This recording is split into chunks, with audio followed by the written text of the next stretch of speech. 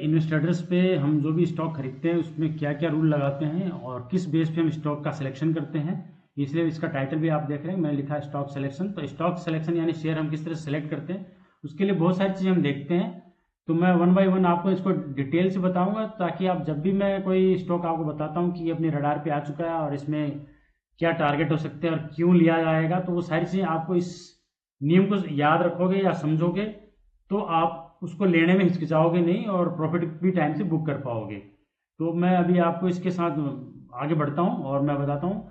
सबसे पहले अगर आप नए हैं तो आप इस चैनल को सब्सक्राइब कर सकते हैं, इन्वेस्ट ट्रेडर्स, INVESTRADERS, ठीक है, डबल एस है लास्ट में, ध्यान रखिएगा। और अगर आप किसी स्टॉक में फंसे हैं और वैसे भी किसी स्टॉक के बारे में जानकारी चाहते हैं तो आप मुझे इस व्हाट्सएप नंबर पे आप मुझे कॉल कर सकते हैं, कॉल तो नहीं कर सकते लेकिन व्हाट्सएप आप कर सकते हैं और डिटेल डाल सकते हैं 9868701402। आप इस पे मेरे को व्हाट्सएप कर सकते हैं कि आपका कोई स्टॉक है जिसमें आप फंसे हुए हैं और ऐसे ऐसी स्थिति है कि अब आपको समझ नहीं आ रहा क्या करना है, तो मैं आपको उसमें थोड़ा गाइड कर दूंगा। डिसीजन तो आपको लेना होगा लेकिन मैं गाइड कर सकता हूँ कि आपको इसमें एवरेजिंग का लेवल कुछ बनता है या इससे एग्जिट करना है या टारगेट के नज़दीक निकलना है, जो भी है वो आपको उसमें बता दिया जाएगा। तो चलो हम आगे बढ़ते हैं। तो सबसे पहले जो हमारा नियम है वो एक नंबर वो है मरे का माल। अब ये मरे का माल का मतलब ये नहीं है अंग्रेजी में बोलते हैं डेड स्टॉक, डेड स्टॉक नहीं, हमें डेड स्टॉक कोई उठाते नहीं है। हम क्या करते हैं कि हम एक ऐसा स्टॉक सेलेक्ट करते हैं जो महीने में एक दो ऐसे आ ही जाते हैं नॉर्मली, क्योंकि 5,500-6,000 स्टॉक्स है तो उसमें कोई ना कोई ऐसा स्टॉक होता है जो किसी र्यूमर की वजह से, किसी गलत न्यूज़ की वजह से, हो सकता है फर्जी न्यूज़ हो, उस वजह से उसका सेंटिमेंट खराब हो जाता है और वो स्टॉक क्या क्रैश कर जाता है या बहुत नीचे आ जाता है या कुछ टाइम में नीचे आ जाता है। तो हम ऐसे स्टॉक्स का रडार पर रखते हैं और ऐसे स्टॉक्स को जो 30% से लेकर 70% तक गिरा हुआ होता है उसी को अपने टारगेट में लाते हैं। हमारा पहला नियम है, ये हमारा बेस है। इस जो इन्वेस्ट ट्रेडर्स चैनल है इसका ये बेस यही है कि हम मरे का माल यानी नीचे का जो बिल्कुल लोअर लेवल पे जो चीज़ मिलती है उसको उठाने की कोशिश करते हैं, जिस तरह से FIs DIs करते हैं। अब उसके बाद दूसरा होता है फंडामेंटल में बदलाव। जब हम ये सिलेक्ट कर लेते हैं कि ये 30% से 70% गिरा हुआ है, उसको हम जब रडार पे लेते हैं उसके बाद ऐसा नहीं कि वो गिरा हुआ है इसलिए उठाते हैं, ये कोई पैमाना नहीं है किसी स्टॉक को खरीदने का। उसके लिए फिर उसका फंडामेंटल भी चेक करते हैं कि जो उसके फंडामेंटल है उसमें क्या बैलेंस शीट ठीक चल रही है, प्रॉफिट एंड लॉस की क्या स्थिति है, CWIP कितनी पाइपलाइन में है, सेल्स क्या बढ़ी है या रेवेन्यू क्या जनरेट हो रहा है, नेट प्रॉफिट कितना है, क्वार्टरली रिजल्ट इत्यादि। यानी उसका क्वार्टरली रिजल्ट अगर कंटिन्यू ठीक चल रहा है और उसका प्रॉफिट भी ठीक आ रहा है और उसमें CWIP भी बढ़ रही है या पहले से अवेलेबल है या बैलेंस शीट भी ठीक चल रही है, उसके बावजूद अगर वो 30 से 70% गिरता है तभी हम उसमें एंट्री बनाने की सोचते हैं। यानी कि इस 30 से 70% के लिए पहले आपको ये बैलेंस शीट को भी ध्यान में रखना होगा। अगर बैलेंस शीट में पता चला क्वार्टरली रिजल्ट गिर रहा है तो फिर हम इसमें एंट्री नहीं बनाएंगे, क्योंकि भाई वो गिर रहा है इसलिए डाउन आ रहा है स्टॉक। तो ये ध्यान रखना है हमेशा कि फंडामेंटल के साथ में इस नियम को लागू करना है। अब जब चूंकि हमने एक स्टॉक सेलेक्ट कर दिया जो 30 से 70% गिरा हुआ है, उसका फंडामेंटल मैंने देख लिया वो ठीक है, लेकिन वो किसी न्यूज व्यूज या किसी और वजह से गिरा हुआ है, तो हम उसमें अपनी एंट्री बनाते हैं। अब एंट्री हर कहीं तो नहीं बना सकते, क्योंकि मैं अपने हर चैनल में हर जगह ये बोलता हूँ कि कोई भी स्टॉक्स इतना अच्छा या बुरा नहीं होता जितना होता है आपका एंट्री या एग्जिट का लेवल। तो एंट्री एग्जिट का लेवल के लिए हमें कोई एक ऐसा लेवल तो चाहिए ना जिससे हम एंट्री कर सकें या एग्जिट कर सकें। हर कहीं खरीदना या बेचना बेवकूफ़ी होती है, और अगर जिसको नहीं पता है तो वो बेवकूफ़ी कर रहा है और वो कभी कमा नहीं सकता। वो क्या सोचता है कि 5% लेके बेच देंगे, 10% लेके बेच देंगे, लेकिन वो 10% 5% तो ले लेता है, लेकिन जब वो माइनस में जाता है तो उसका परसेंटेज भूल जाता है और वो 40% 50% लिए बैठा रहता है माइनस में, क्योंकि वो भूल जाता है कि जब 10% आपने प्रॉफिट पे बुक किया था तो 5% माइनस में लॉस पे भी निकल जाना चाहिए। क्योंकि यही पैटर्न, अगर आप 5% लॉस लेते हैं और 10% प्रॉफिट लेते हैं तभी आप प्रॉफिटेबल हो सकते हैं। आप 10% तो प्रॉफिट लेते हैं और 50% 30% 20% अगर आप नेगेटिव में जाते हैं तो फिर वो आप कोई फायदा नहीं है आपका, फिर तो आप नेगेटिव में रहेंगे। तो इसलिए मेरा ये सजेशन है कि आप जब भी इस तरह से कोई स्टॉक में एंट्री करें तो उसका प्रॉफिट और उसका लॉस हमेशा टारगेटेड रखें, और या फिर आप इस मरे का माल के नियम से चलें। मैं जब भी सिखाता हूं तो मैं ये 7वां पॉइंट भी इसमें आगे बताऊंगा आपको। उसका यही रूल है कि हम लोग स्टॉप लॉस नहीं लगाते, क्योंकि हम पहले ही 30 से 70% नीचे ले रहे होते हैं और बैलेंस शीट सब कुछ अच्छी बता रही है, तो वो हो सकता है निफ्टी नीचे जा रही है इसलिए नीचे जा रहा होगा, या फिर कोई न्यूज इस तरह से चल गई इस वजह से नीचे जा रहा होगा, ग्लोबल सिनारियो कुछ इस तरह का हो गया, किसी का स्टेटमेंट इस तरह का आ गया जिससे वो नीचे जा रही है। बाकी उसके बैलेंस शीट में कोई समस्या नहीं, प्रॉफिट में कोई समस्या नहीं है, सेल्स में, नेट प्रॉफिट में, क्वार्टर में कोई समस्या नहीं, तो हम उसमें एंट्री बना सकते हैं। अब चार्ट पैटर्न में हम देखते हैं कि उसका सपोर्ट कहाँ है, जहाँ पे उसकी बाइंग लेवल बनता है या सेलिंग लेवल बनता है। रेजिस्टेंस के लिए देखते हैं सेलिंग लेवल और बाइंग के लिए देखते हैं सपोर्ट लेवल। तो सपोर्ट लेवल हम निकालते हैं। सपोर्ट लेवल का एक तरीका है जो मेरा अपना तरीका है और उसी के बेस में मैं हमेशा स्टॉक सेलेक्ट करता हूं और सपोर्ट पे ही खरीदता हूं। अगर मान लो हम किसी ये 30% 70% वाले नियम और इन दोनों नियम को लागू भी कर देते हैं और लेकिन वो हमारे सपोर्ट पे नहीं आया, मान लो कोई स्टॉक 100 रुपए का है और उसका सपोर्ट बन रहा है 70 रुपए पे, तो हम 70 रुपए का वेट करेंगे। ऐसा नहीं कि वो 80 रुपए 90 रुपए में की बैलेंस शीट अच्छी है, नियम के हिसाब से ठीक है तो एंट्री कर देना। हम 70 अगर 70 रुपए मान चल रहे हैं सपोर्ट 70 रुपए, तो 70 रुपए पे ही एंट्री करेंगे, उससे पहले एंट्री नहीं करेंगे।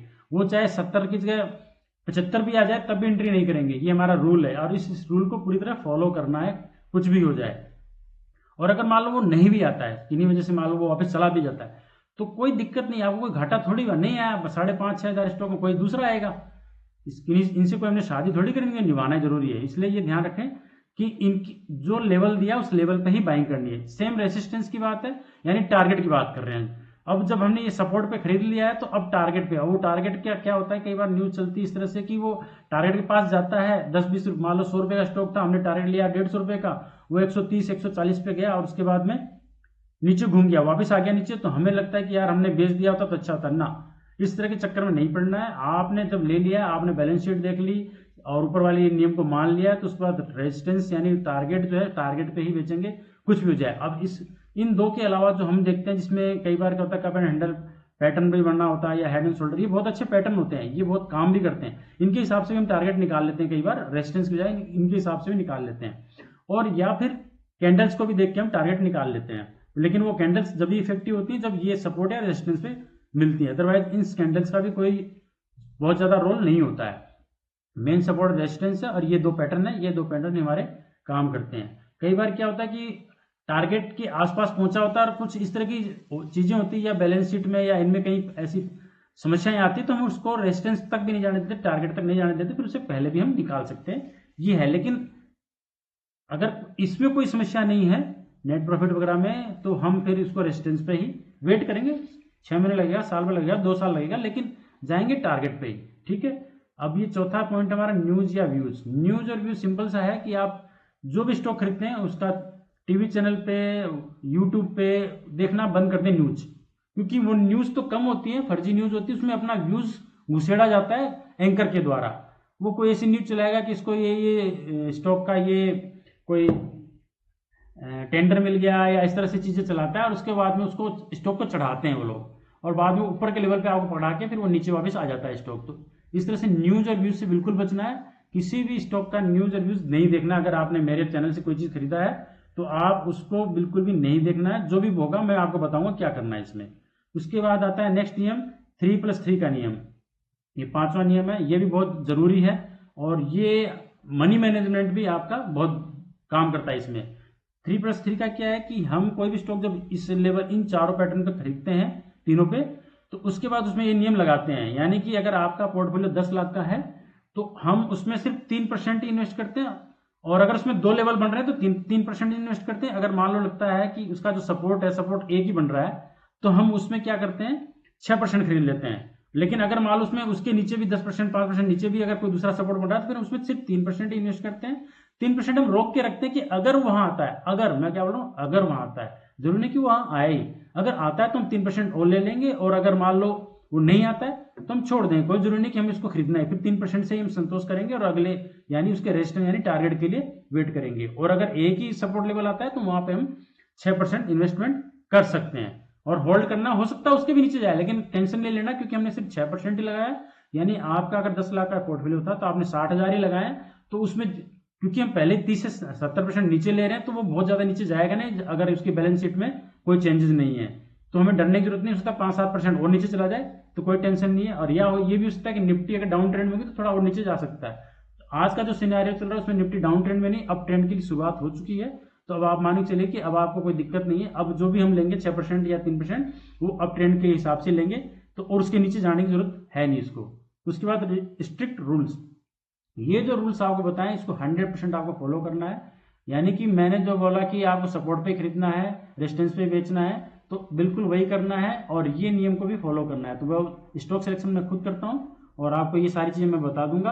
बस आपको इन नियमों को फॉलो करना होगा स्ट्रिक्टली। अगर आप इसमें अपनी मर्जी से सोचते हैं कि क्योंकि न्यूज़ बहुत सारी अच्छी अच्छी चलती हैं, तो आप सोचो कि यार 6 नहीं अपन 10% ले लेते हैं, 15% ले लेते हैं, ये तो ऊपर जाएगा ही। ऐसा नहीं होता। ये शेयर मार्केट और यहाँ पे क्या 400 रुपये का शेयर 4 रुपये में भी आता है। और अगर वो आपने 15% 20% एक स्टॉक में इन्वेस्ट कर लिया और सपोज वो किसी गलत न्यूज़ की वजह से या कोई इस तरह की कोई जो सरकारी एजेंसी है उनका कोई रेट पड़ गई और वो नीचे टिक गया, तो फिर वो कभी ऊपर उठेगा भी नहीं और आपका वो 20% का जो स्टॉक है वो आपको बहुत आपके पोर्टफोलियो में बहुत बड़ा डेंट कर जाएगा। आप प्रॉफिटेबल भी नहीं हो पाएंगे कभी और आप लेके परेशान हो जाएंगे कि उसको निकालें कैसे। तो इस रूल को बिल्कुल फॉलो करना है, बिल्कुल भी नहीं छोड़ना। उसके बाद आता है इन्वेस्टिंग विदाउट स्टॉप लॉस। तो हम लोग क्या है कि कोई भी स्टॉक खरीदते हैं उसमें स्टॉप लॉस नहीं लगाते हैं। स्टॉप लॉस कहाँ जरूरत होती है? स्टॉप लॉस की जरूरत होती है या तो वो स्टॉक का इंट्राडे कर रहे हैं आप या फ्यूचर एंड ऑप्शन में कर रहे हैं, तब तो स्टॉप लॉस की जरूरत होती है कि आप ब्रेकआउट पे लेते हैं। जब भी कोई चीज ब्रेकआउट पे लेते हैं तो स्टॉप लॉस लगाना बहुत जरूरी होता है, अदरवाइज वो आपको बहुत बड़ा नुकसान कर जाएगा। क्योंकि ब्रेकआउट क्या है, कोई स्टॉक चढ़ा होता है उसके बाद नीचे आता है। और ये भी आपको पता होना चाहिए कि 70% जो स्टॉक ब्रेकआउट होते हैं वो फेक होते हैं।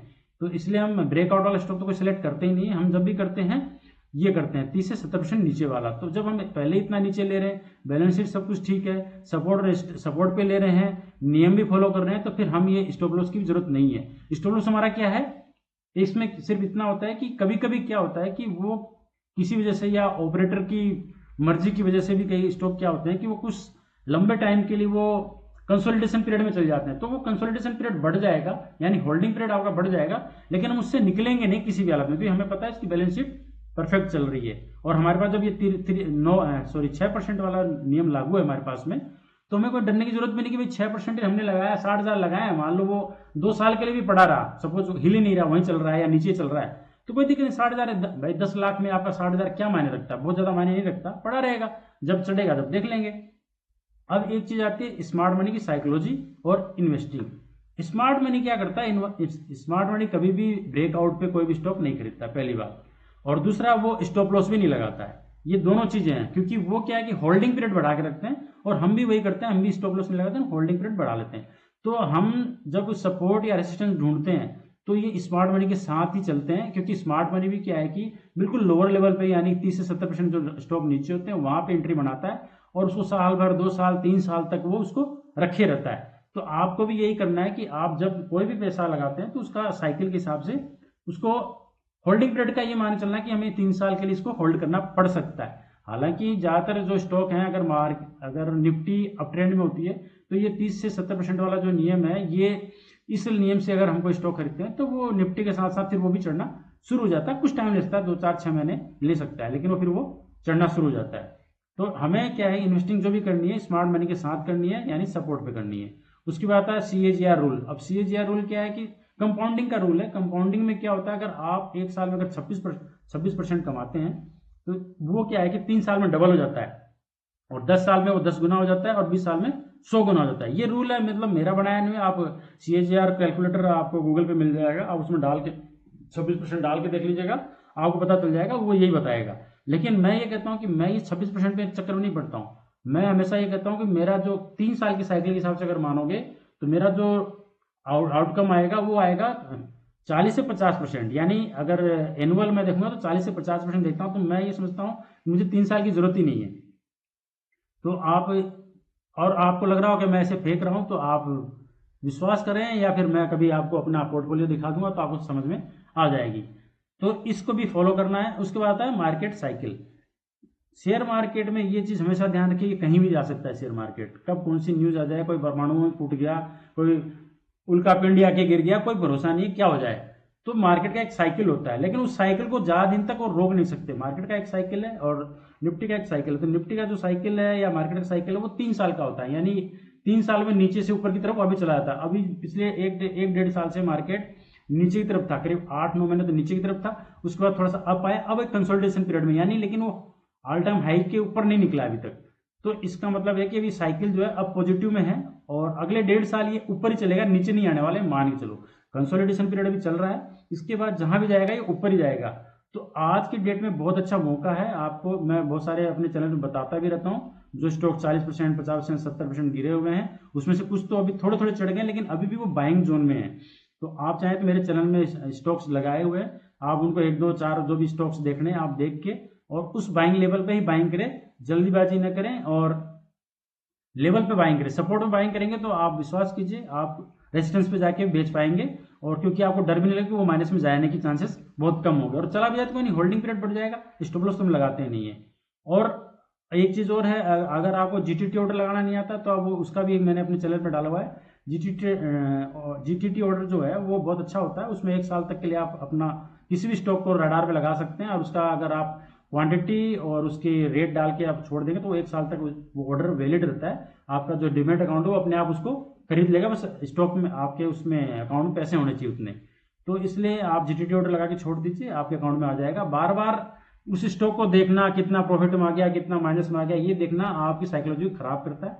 उसको बिल्कुल देखने की जरूरत नहीं। जब आपने खरीद लिया है तो जैसे आपने सपोर्ट पे खरीदा, मान लो आपने 100 रुपये में खरीदा, अब उसका रेजिस्टेंस मतलब उसका जो टारगेट प्राइस है मान लो हम बोल रहे हैं कि 150 है, तो जैसे आपके अकाउंट में आ गया तो आप उसका 150 पे उस क्वांटिटी को लगा के छोड़ दो, वो जब भी निकलना हो निकल जाएगा, ज्यादा टेंशन लेने की जरूरत नहीं है। अगर इतना ज्यादा देखोगे तो फिर आप उसको कभी भी प्रॉफिट नहीं ले पाओगे। मैं आपको बोल रहा हूँ कि 50% 40% प्रॉफिट दे लाना चाह रहा हूँ, लेकिन आप 10% लेके निकल जाओगे, फिर बाद में पछताओगे कि मैंने अगर रखा होता तो प्रॉफिट में ज्यादा होता। तो ऐसा नहीं है, आप बिल्कुल विश्वास कीजिए जो मैं बता रहा हूँ बिल्कुल सही है। और अगर आपको इस पे भरोसा नहीं आ रहा है तो मैंने इसमें अपने चैनल पे ही एक वो वीडियो डाली हुई है जिसमें मैंने कई सारे स्टॉक्स बताए थे, और उसके बाद उस लेवल पे आए हैं और उस लेवल से वापस गए भी हैं और अच्छा खासा प्रॉफिट भी दिया है। बहुत सारे हैं वो, आप प्ले लिस्ट में देख लीजिएगा, प्ले लिस्ट आप ढूंढेंगे तो प्ले लिस्ट में आपको मिल जाएगा। बाकी मैं आपको दिखा देता हूँ प्ले लिस्ट में, अगर ये चलता है तो।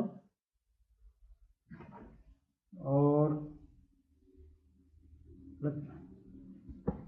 प्ले लिस्ट में आपको दिखाता हूँ, ये है प्ले लिस्ट। ये मेरा चैनल है इन्वेस्ट ट्रेडर्स, और इसमें देख रहे हैं INVESTRADERS डबल है, ये ध्यान रखिए। ये प्ले लिस्ट है, प्ले लिस्ट में मैंने वो सारे स्टॉक्स बता रहे हैं, लगभग बता रहे हैं, बहुत सारे हैं। ये वाला है, आप इसको चला के देखिए, 10-15 वीडियो है, छोटे छोटे हैं, बहुत ज्यादा बड़े नहीं है, कोई 1 मिनट का 2 मिनट का इस तरह से है। लेकिन इससे आपको देखोगे तो आपको विश्वास होगा कि जो मैं बता रहा हूँ एक्चुअल में मार्केट में वही हो रहा है, और उसके बाद वो वापस जा भी रहा है और प्रॉफिट भी दे रहा है। तो अगर आपको ये चैनल ठीक लग रहा हो तो आप इसको सब्सक्राइब कर सकते हैं, लाइक भी कर सकते हैं, और ये उनको भी भेज सकते हैं लिंक जिनको जो आपको लगता है कि आपके दोस्त हैं और वो फंसे हुए किसी स्टॉक में, तो वो इसमें इन्वेस्टिंग करके अपने आप को प्रॉफिटेबल बना सकते हैं। अगर वीडियो अच्छी लगी तो लाइक करना ना भूलें और सब्सक्राइब करना ना भूलें। और अगर आप फंसे हैं तो इस नंबर पे आप मुझे व्हाट्सअप भी कर सकते हैं। और जैसा कि मैं पहले बताया था वैसे कि कोई भी स्टॉक इतना अच्छा या खराब नहीं होता जितना खराब होता है आपका एंट्री या एग्जिट का लेवल। तो मैं यहाँ ये दिखा रहा हूँ आपको, ये एग्जिट और एंट्री का लेवल है, इस तरह से मैं बना के रखता हूँ और फिर उसके बाद में वीडियो बनाता हूँ। अच्छा लग रहा हो तो लाइक जरूर करके जाइएगा। Thank you.